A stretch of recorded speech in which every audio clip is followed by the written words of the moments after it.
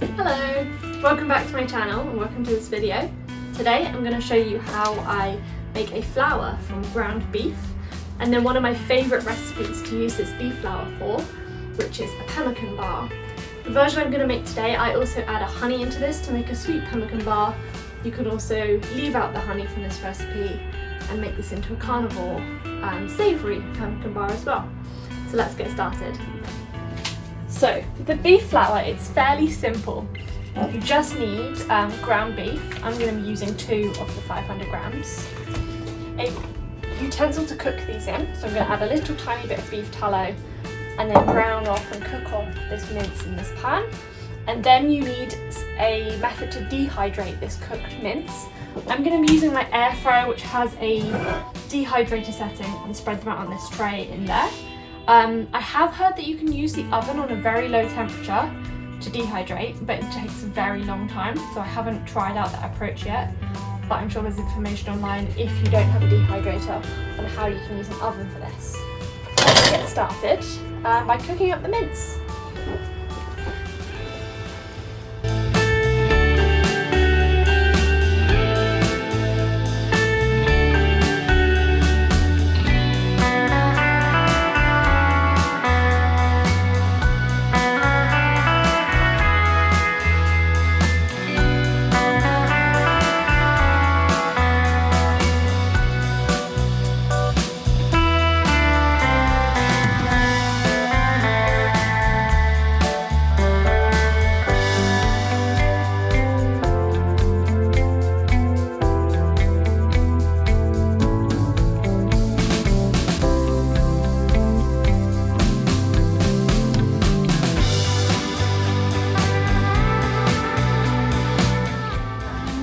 Spread as much of the beef as possible into my dehydrator.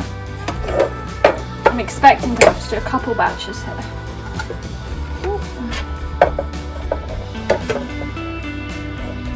You don't want it too rammed full, but it doesn't dehydrate properly, so just a nice layer. Spread that all out, like so. Break up any large pieces as well, just because that helps with the dehydration speed.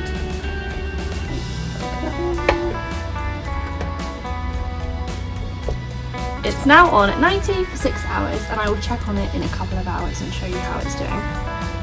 So, yesterday evening I switched over the batches in the dehydrator. So this was the first batch here. You can see this is all completely dry. One way I test that is I crack open the pieces and it should sort of crumble.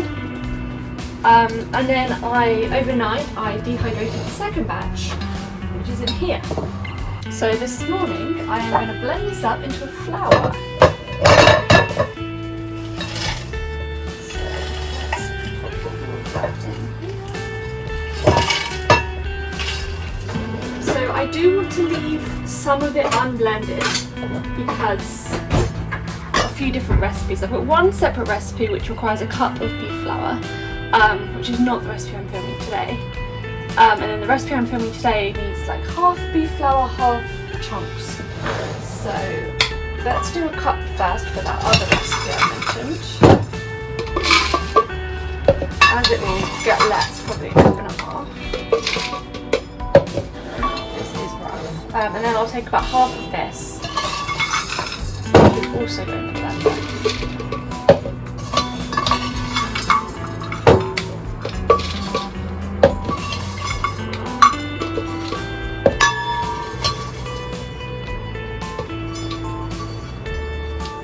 Okay, that will do to be the chunky bits, and then this is going to turn into beef flour.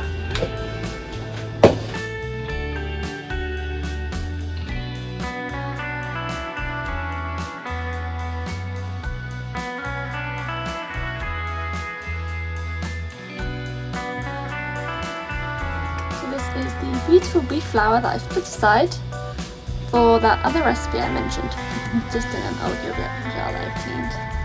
You can see the consistency there. Perfect for baking. So I'm just going to weigh it out. how many grams of those chunks we had. So that's 85 grams. That's 85, and then I'm going to try and add 210 grams of the flour in here. So let's zero the scale. Go through.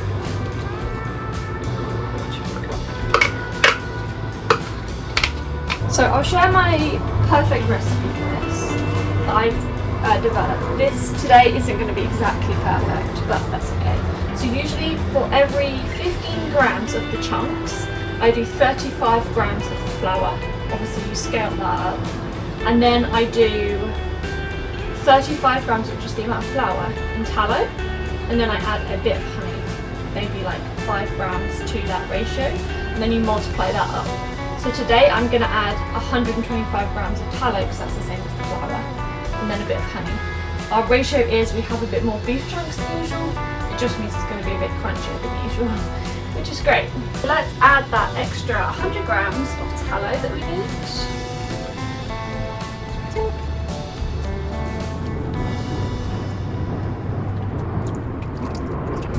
Okay, that's 100 grams. And then I'm going to add 30 grams of the honey. So that's 5 grams for each of that chunk of beef flour.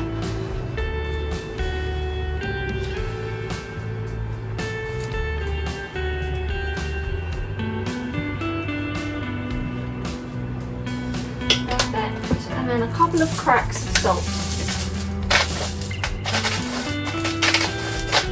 Be careful not to overdo the salt, or it comes through very intense, so it can become very salty very easily.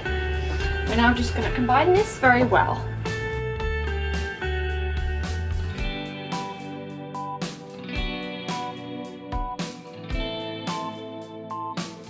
We're going to spread that out into our molds. You can pretty much use any shaped molds for this. I've even used made little ice cube bite-sized ones before. These are just the classic bar-shaped mold. So let's decant some of this into each one.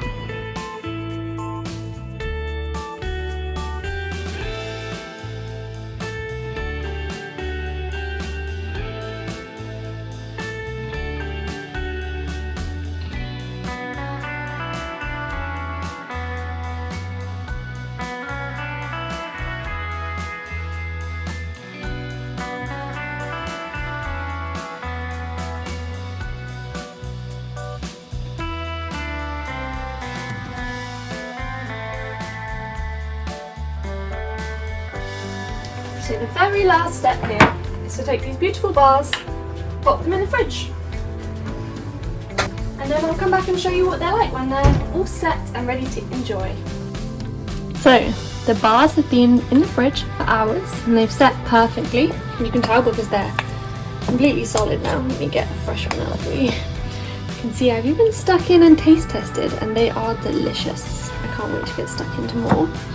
But yeah, they're completely solid like this. See, I'll even snap it for you to show the solidity of that. And then it's got those delicious chunks in there, honey, fat, so nutritious, really, really delicious. You can pack these to go. They last for forever, especially in the fridge. I love them perfectly nice and cold.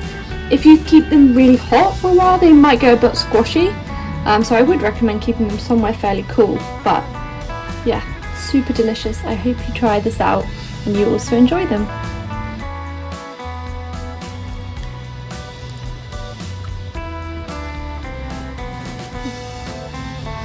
The perfect balance of smooth and crunchy